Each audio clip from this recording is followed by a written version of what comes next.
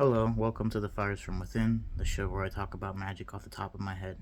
So, this video I didn't think I was going to make, but I had a recent experience that makes me want to share all the information that I have. Because I think that it is actually useful. I think that, previously in my past, if someone was talking about reptilians and they say like, oh, they're bothering me and they won't leave me alone and shit, I would just say to ignore them and to let go and just treat it as a challenge to let go. But now I think that there is a deeper lesson to it that should be shared if someone needs it, or just if you find it interesting. So let's start off with a bit of history, some context. This is personal gnosis, also, by the way. So, take it with a grain of salt. Could be wrong, but I think it's true. So, there was, once upon a time, a war between a bunch of different aliens, and this war took place in the Orion system. And certain aliens from the Draco system, the Draconian system, what we call the Draco system, but they called it something different. They looked like very tall, very thin, like green people with big heads. Basically, they were very spiritual people and they meditated a lot. And they were very interesting, very mysterious people. Not much is known about them. But they were about to go to war. And their technology was very good, and they were good at defending themselves. But in physical combat, they were very weak because they had evolved just to sit around meditating all day. So they were very thin and very frail. So what they did was they found a planet, which is Earth, that was covered in pests, dinosaurs. What would be known as pest animals to aliens. It wasn't a good planet for other aliens to come, so they didn't think that other aliens would come and try and invade that planet and take it over, because it was just covered in pests, and to get rid of the pests you would have to destroy the whole planet basically, so it wouldn't be worth anyone's time. So they thought that it was a good place to store their genetic information, so that if they all died in the war, if they all got captured and holocausted or whatever, that their sacred genetic information and their spiritual experiences would live on in these new people that they were creating. And these new people are what we call reptilians today. However, they are very different from the archons. That's very important. Most people, I'll just say this right now, that have experiences with reptilians do not have experiences with real reptilians. If you do, then you know that it is a very respectful exchange. They keep their distance, they don't say much, and when they appear before you, they are very lifelike. It's like just a normal person standing in front of you that you see on the street. That's what it looks like. Like, they appear to be solid, and they're very polite, and that's all I'll say about that. They're not out to get you in any way. But I'll explain why there is this problem of these astral entities that appear to be reptilian people messing with humans. So, back to the history. What they did was the Draconians, they came to Earth and they saw the dinosaurs, and they saw potential in the DNA, and it meshed well with their own. So they took the DNA of dinosaurs and their own DNA, and they created a people that walked on two legs, and these are what's known as reptilians. And this actually created the concept of the dragon. In this is why there's so many dragons in spirituality, especially like with Tiamat. If you think about it, Tiamat is this chaotic ocean in the creation story that can also be interpreted as blood of the dinosaurs, like a bunch of chaotic blood that isn't really going anywhere, but it keeps creating so many diverse and insane things, but it doesn't fully mature until Kingu, which is humans. But that's another tale, another story. So the reason that they created the dragon there is because if you look at dinosaurs, they are serpent-like, and most of them have feathers. What is a dragon? Some dragons don't have wings, right? But it's a serpent with feathery wings usually. And so these reptilian people, a lot of them looked a lot like how humans look, except like a lizard kind of. Sorry, there's a little baby babbling in the other room. I don't know if you can hear it, but sorry about that. Anyway, so they looked like a lizard kind of, but on two legs and very tall, and they had feathers for hair. And so it looked kind of like people, but different template. And so these people, think about this too. Humans, how long have we been around? 100,000 years, give or take. And in that time, we have already been to outer space and are really, really advanced in our technology. So much so that we can escape our own planet. These beings, how long have they had? Like tens of millions of years, way longer than we had. So their technology is bonkers. It's nuts. So eventually, they decided that they needed another challenge because they had already become strong enough and advanced enough to dominate the dinosaurs and hunt them. And that was kind of their spirituality, was to become hunters and warriors and to be the apex predator of all apex predators. And not control, but to dominate nature with your will and your power. And so they did that. They would hunt dinosaurs as the same way we would do meditations. So eventually they decided that they were getting lazy and they weren't challenged enough. They needed a different challenge, a new challenge. So they, with their technology, everyone flew off planet. Also, by the way, they had it was like a law that when someone died, you burn the body. So that's why there's no fossils, because bones are burnt. Ash. Anyway,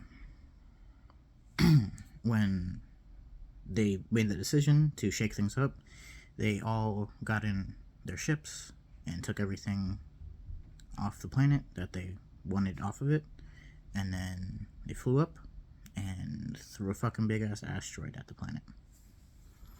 And boom. Just through chaos and through destruction, they shook things up and made it a new world for themselves. And this new world was different. They had to learn how to channel their warrior spirit into building things. They had already found the balance of not letting the warrior spirit take over and make them too violent with each other and too cruel and cause things like all these wars and dysfunction in society. They were already advanced to that level. The seed of disease actually came from the new challenge of containing that in a non-primal setting, in a setting where you are building cities and living amongst people that are way weaker than you, humans, and you have to contend with them instead of destroy them, even though they're way less advanced than you and make you like smack your forehead how stupid they are, since They're way less advanced. Just haven't had enough time to evolve. And so during the times of Atlantis, reptilians and humans lived alongside of each other. And there's other stories besides Atlantis of reptilians and humans living alongside each other. There is stories from the Navajo, I think, other Native American tribes as well, I believe, where they're called Snake Brothers. And in all these societies, there was a lot of intermingling, and they could, with their technology, a reptilian and a human could make a child together, and the child wouldn't be deformed in any way, but it would have to either go towards the reptilian side and be that and have those genomes, or towards the human side and have those genomes dominant, so that their body could maintain itself. And so there are a lot of hybrid bloodlines in this world. Moving on. So eventually there was some drama, a lot of stuff happened, yada yada yada. Eventually some other aliens called the Anunnaki were pissed off that the reptilians were teaching their spirituality to the humans, and they didn't like it, because reptilian spirituality is all about, there's all this positivity and all this negativity, and you have to combine those two opposites in a way that it can last forever, in a way that's stable, in a way that can survive amongst predators, so on and so forth. And so it had a lot to do with being in touch with your inner darkness and your inner evil, so to speak, but not letting it manifest into the physical and keeping it within and having a working system using your own evil within. And that rubbed the Anunnaki the wrong way. They were all about righteousness and purity. And so they had this whole war, but it wasn't so much as a war of weaponry and physical fighting. It was more so a war of information with humans, and who could hold the attention of the humans. It was a war by proxy war. So the Anunnaki won because they basically told the humans, if you serve us, you get to be special, in my opinion. And the reptilians were like, actually, no one's special, just embrace that you're like common pond scum and work your way up from there, and then you'll probably make something that's actually real, but it might not be as special as what the Anunnaki are trying to give you. So it didn't really sell well. It wasn't very appetizing to the humans. So the humans were like, fuck that shit, we're gonna go with this Anunnaki stuff, we're gonna build this city, this civilization, and yeah, all that shit before, that shit wasn't real. We're gonna suppress that, and we're gonna say that never happened, and we're gonna call it the devil, and we're gonna call it evil, and we're gonna call it this and that, and we're gonna say if you know about it, then it poisons your mind and all that shit. So anyway, there's this the reptilians still wanted to help out the humans, but they knew that they were always going to be the bad guys. So they just said, fuck it, we'll lean into that. And so they live still, they walk around, you just can't see them. And they live in other realms, and they are so far beyond anything that we're aware of that they do not control the government. They don't control this and that. They wouldn't need to, because they wouldn't allow themselves to live in a timeline where anything goes wrong, that they don't want to go wrong. But they do have methods of control, but it's not direct. So there's this spirit, Samael. Samael is as old as the universe. He's been a spirit since the old draconians I talked about that first made the reptilians. He was one of their spirits. And so he's like a very, very mighty king, mighty dragon amongst the reptilians, and so is Lilith. So Samael basically was like, okay, we don't know how to nurture these humans because they're trying to do this thing where they're all like God's special children, and we don't understand that. It doesn't make sense to us. So like, how do we raise this baby, basically? So Samael basically split himself. You can say split himself in half, but that isn't actually what happened. It's just the best way to say it. Split his soul in half, essentially. And one half of it is Samael, like the full embodied Samael. And the other half is Yaldabaoth, which is basically like a full big G god, but also like a baby. And this is personal gnosis, so if it doesn't feel right to you, you know, maybe look at something else. But I'm getting to the resolution of all this Archon nonsense that people deal with in a minute. But this feels 100% correct to me. So he did that. So basically, the Yaldabaoth, the Demiurge, is completely tied with the fate of humanity.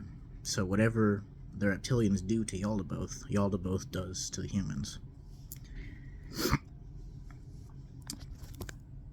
And Yaldabaoth can experience what it's like to be the weirdest, most low IQ, like idiot,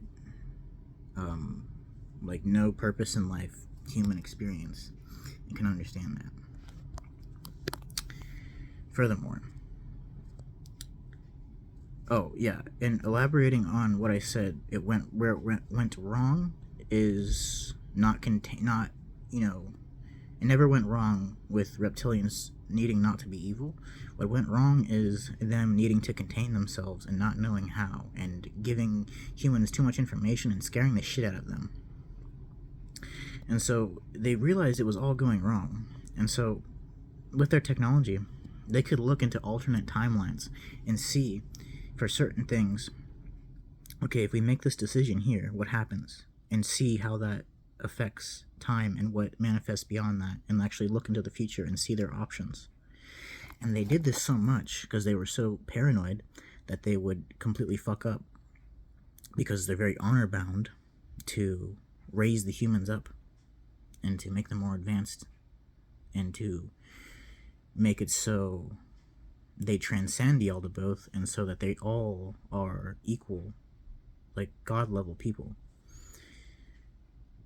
Yaldabaoth is like the villain of the story, but that can make you the hero. See what I mean? So they were doing that so much that they actually started creating these egregores of themselves. Of an egregore, if you don't know, is a spirit that's created by you putting your energy and attention and intention into it, and it takes on a life of its own. But they are, some are very limited in the level of individuality, intelligence, and divine spark that they have. Most egregores have to attach to something with a divine spark in order to create their own divine spark, and it's a painful process for both the thing it's attached to and the egregore. That's why, in my opinion, Jesus had to die on the cross to create the egregore of God. I think he was faking it till he made it all the way up. But that's a whole nother topic. Yeah. So they made these egregores, and they were like, what the fuck, we're attached now to these. It was like an accident. They were attached now to these timelines of us where we're so fucked up, and we've taken over Earth, and we've killed all the people, and we've established these fucking like horrible fucked up utopias where everyone is just addicted, and they are all like feeding into this system that just makes everybody soulless. And so Samael took that and is like, okay, I'm going to turn these egregores into the archons, and they are going to be the servants of Yaldabaoth. And they are going to be the antagonists of the planetary system of the soul. So that's the planetary magic of the Kabbalistic tree. Now, the flip side of the Kabbalistic tree is the Qliphothic tree. And these spirits deal with the Qliphothic tree very, very heavily. What they do is, imagine the Kabbalistic tree with all its spheres, or Sephiroth. Imagine each of those little circles, right, is this thing that's emanating divine light. Okay? And the Qliphothic spheres are these wombs that suck you in and rebirth you back out. Okay? But the toxic side, right, the toxic side of the Sephiroth, the light spheres that emanate divine light, is they can emanate false light and deceive you.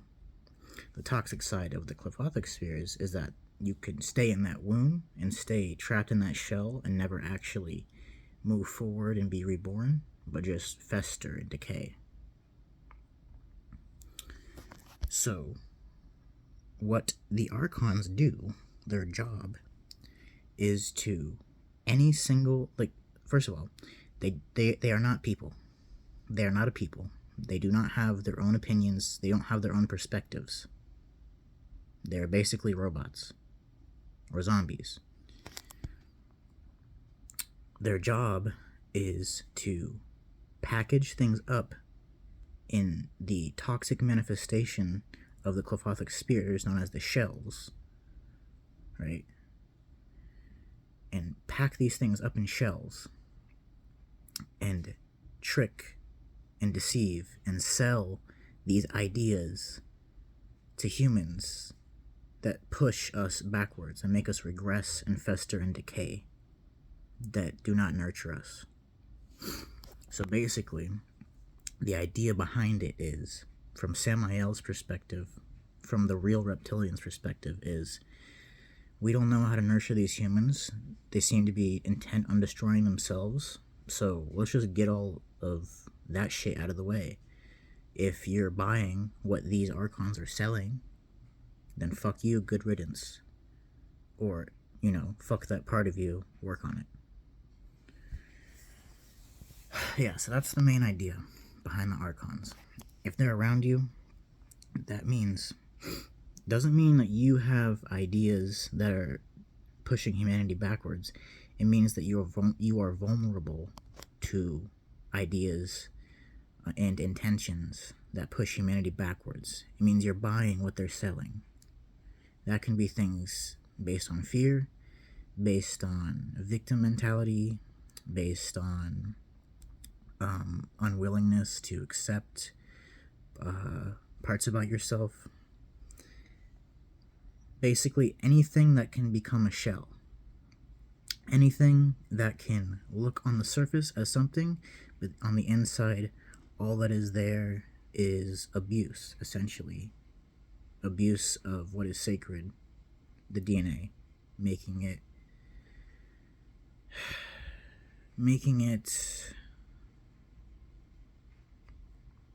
I want to say like like just a vessel for impulses and pleasures, but it goes beyond that. Yeah.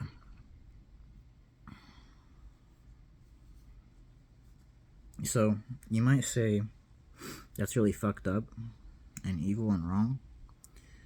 But if you look at it from the Reptilians' perspective, it really isn't. Because they live long lives. Thousands of years, sometimes millions. And some of them have reached a point where they are immortal, but in like a different plane of existence. Humans haven't even reached that. There's still, like, think of it as three planes. The one that humans are in, the ones that reptilians are in now, like the average reptilians, and then the third one, even more ascended beyond that, is the one that they try to get to. We haven't even gotten up to their level, so they're like, we might as well just trap them in this reincarnation cycle since they don't live that long anyway, and they'll have more time to figure this shit out. Because that's what Yaldabaoth does. It traps you and keeps you reincarnating over and over again. And basically, these archons are challenging you, and challenging you, and challenging you. And they don't pull their own strings. Seriously. They might as well, like, if you think that they see you, they don't. If you think that they think about you, they don't.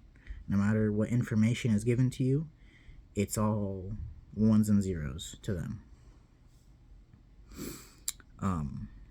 Once again, real reptilians, very respectful, very, very, they won't interfere with your life, like, at all. They may tell you something, like, really simple and quick. It'll be something like, hey, you have this issue with your life path, you need to fix this, and then they'll be gone. If you're, like, related to them, they might do that. Or, like, hey, your ego is, like, you didn't know your ego was doing this, it's doing that, you need to stop, your ego is a big problem, and then gone. If they really like you, if they're related to you, they'll do that. But most of the time, they will not come around. And once again, if you see a big 8-foot-tall lizard person that has an aura around them of a very peaceful person, has, like, the aura of, like, the Buddha around them, very peaceful and serene, and they bring a good vibe into the room, and they appear to you as solid and as vivid as I am looking as a person in front of you, like your friend down the street, like be able to shake their hand and everything. That's a real reptilian. The ones that basically like make their faces go like bzz, bzz, bzz, like John Cena, like and manipulate and split around and warp around and shake around your vision. Those are not real people, not real reptilians. Those are archons, essentially a divine computer program to force you to go through challenges so that you can break out of this cycle of reincarnation, which is essentially like training wheels to these reptilians.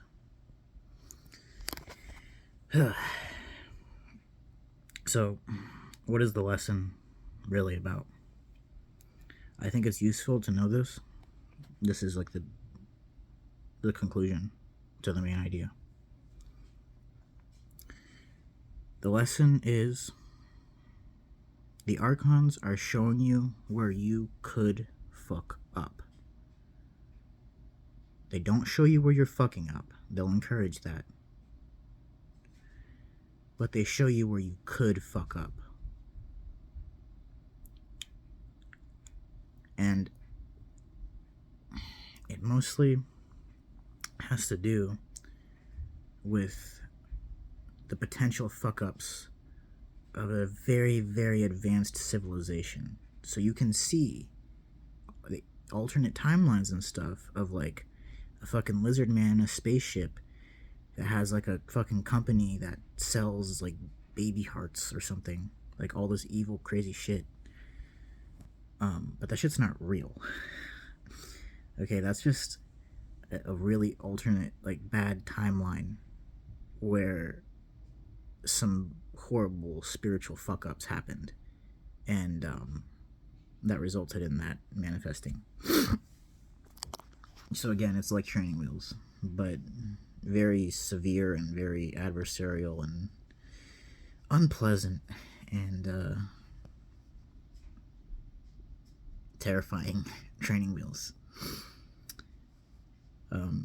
But you can transcend them, and it really isn't that difficult. Don't strain yourself if you're going through it.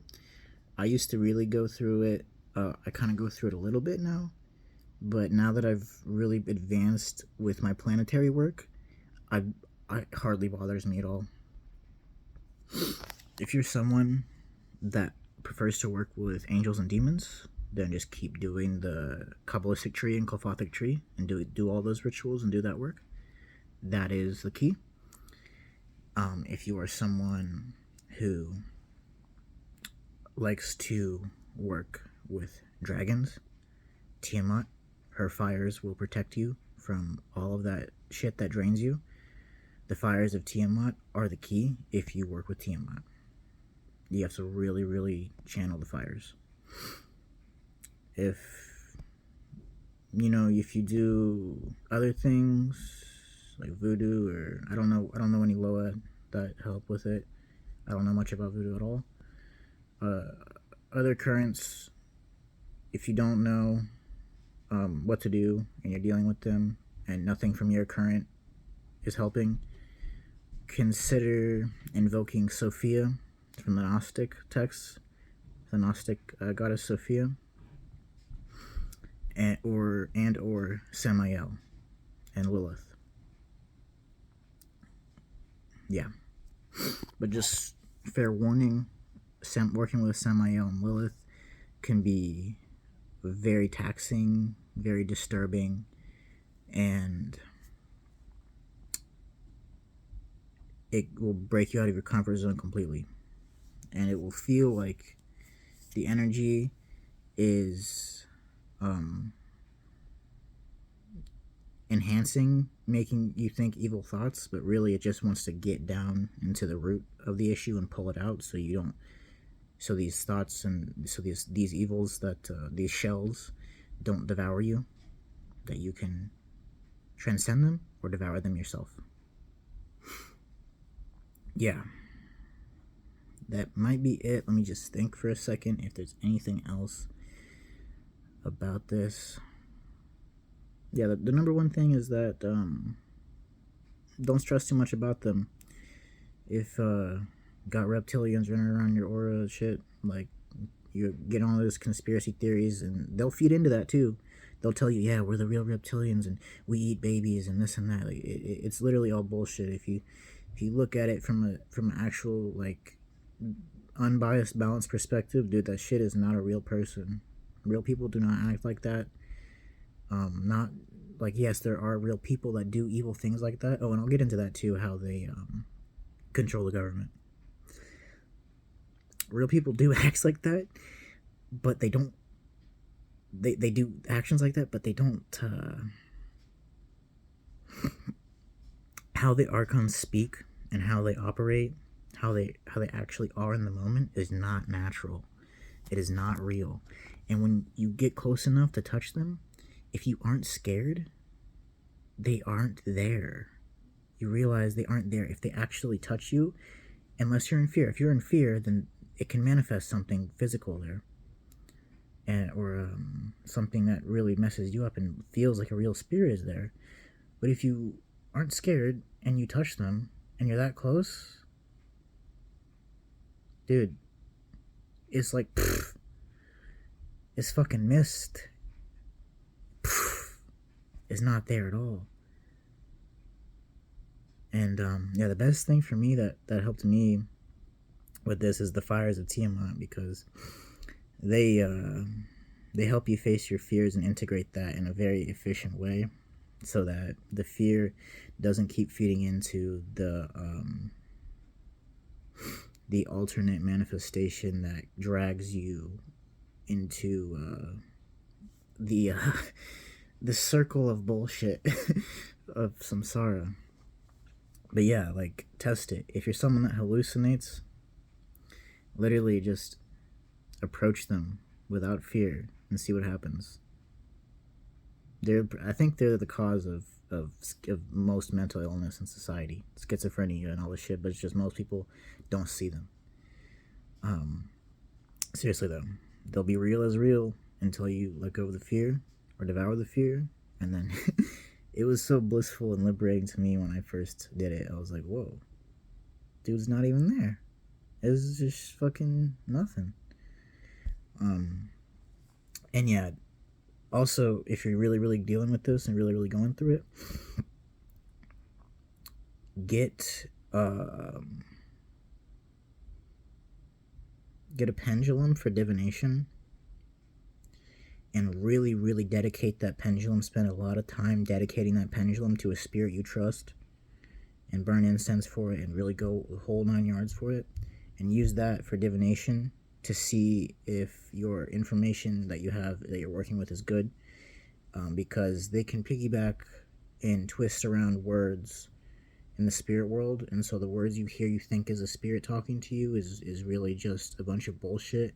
And the words, actually, the specific words themselves, all of the specific words and manifestations themselves that you see, feel, hear, and all that, they come from you. They just suggest things to you. They don't create their own stuff. Okay. Now the fun part. How they control the government. So, the reptilians, the real ones, right? They sort of pull the strings on the archons, here and there, but they do it by doing their own work. They do it by reflecting and looking at them and seeing, wow, we really could have became this. This is our shadow. Like, it's different because it isn't their actual shadow. Their actual shadow is integrated, but this is a potential, like, really fucked up version of us. We got to learn from this. And when they do that work, it influences them. Now, reptilians also, the real ones, they see our government, our governments, the world governments, as a bunch of delusional assholes trying to control the world, and they don't view it as a valid government system. So it's essentially the war between the Anunnaki and the reptilians, between Marduk and Tiamat, never really ended. You see what I mean? It's been a proxy war going on for 100,000 years. But it's more so like a chess game. And the pieces are anyone who believes in the Judeo-Christian paradigm, in my opinion, and the world governments. Because spiritually, if you work for the government, and not everyone,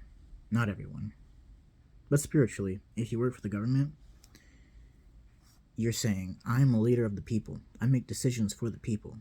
Spiritually, you're opening yourself up to a shit ton of extra spiritual challenges. Same thing if you say you're a guru or a teacher or a healer. If you say that and claim that, and you connect yourself to that, you open yourself up to a bunch more spiritual challenges. And a lot of those challenges are the archons trying to sell you ideas, bad intentions. And most of the world government is buying them. Just because they're spiritually broke, spiritually not right, attracted to the power, and not really caring much about the long-term consequences of them having that power, just wanting it. And, you know, that's a disease humans have had ever since kings existed. You know, Marduk's disease, I call it. So yeah, essentially, Marduk, which evolved over time into the Judeo-Christian paradigm, and Marduk as a figurehead took a step back. The new figurehead is Jesus Christ. The forces of Jesus Christ and the forces of Samael and the reptilians, not the reptilians, but the archons. Basically, they are the angel and the devil on the shoulder of every single politician, world leader, etc. And they basically are just playing chess for humanity. They want to,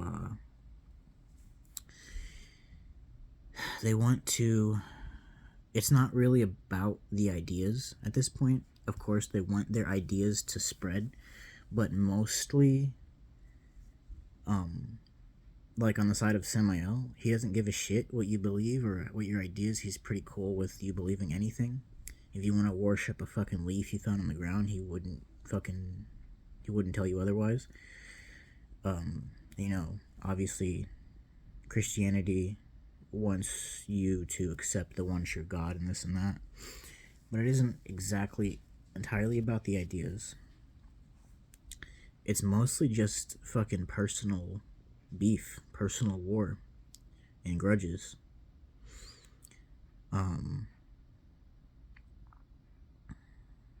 It isn't that petty though, because they see things differently than each other. If they see the reptilians, or Samael, right? He sees the Christian, the Marduk, Anunnaki, Judeo-Christian, whatever the fuck. Hold on, let me rephrase this.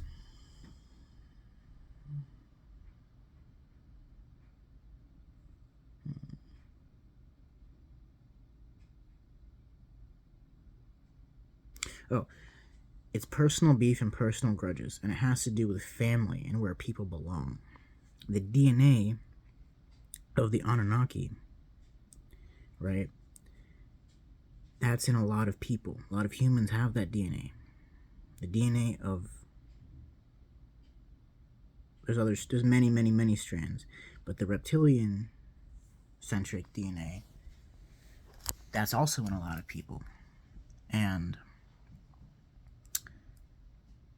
Christ and Christianity say everybody goes to heaven or fuck you. You're going to be tortured.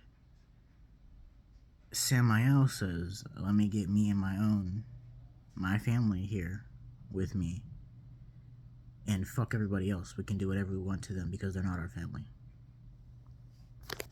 That's the reality of it from my perspective. There's good and bad on both sides, but if you want to know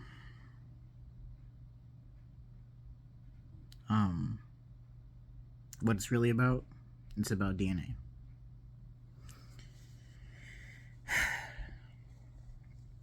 Also, there's something to do with like controlling certain populations, making sure certain bloodlines are weaker, because all of these beings,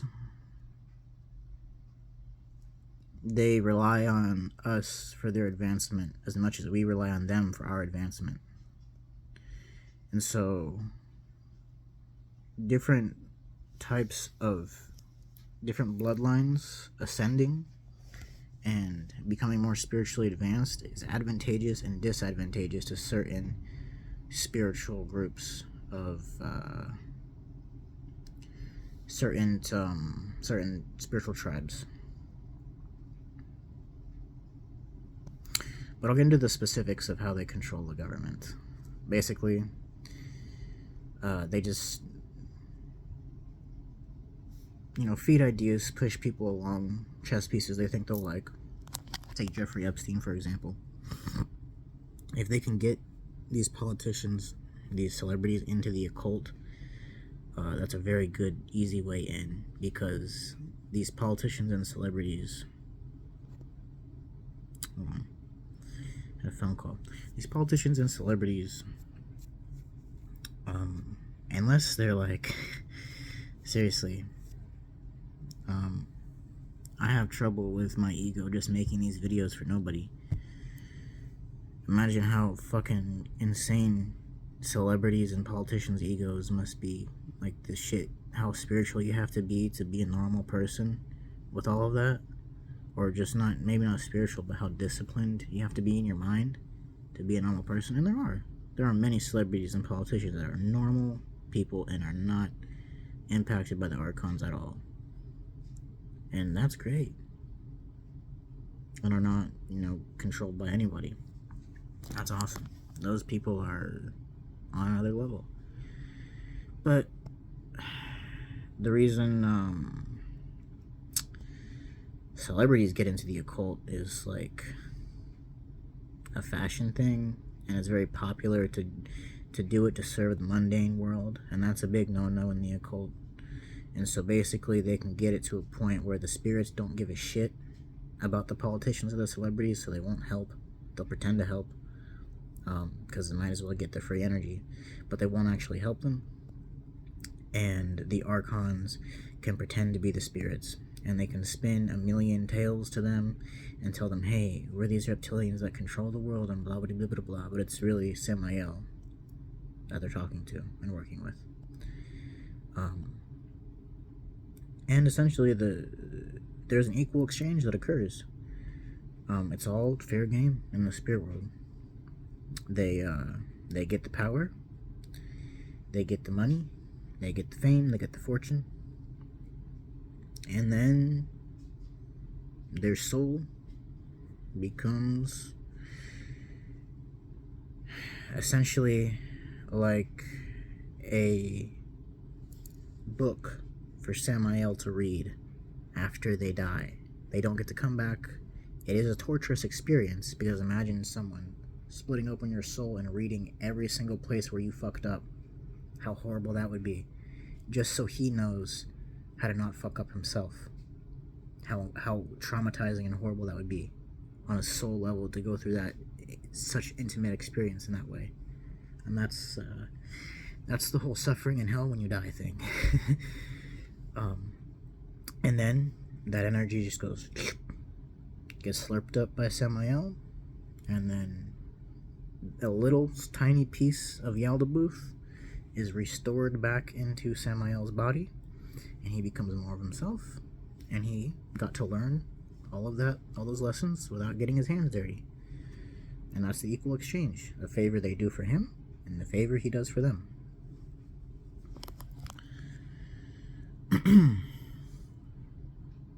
Yeah, that's it. Hope that was useful. Thank you for watching. Have a good one. Peace.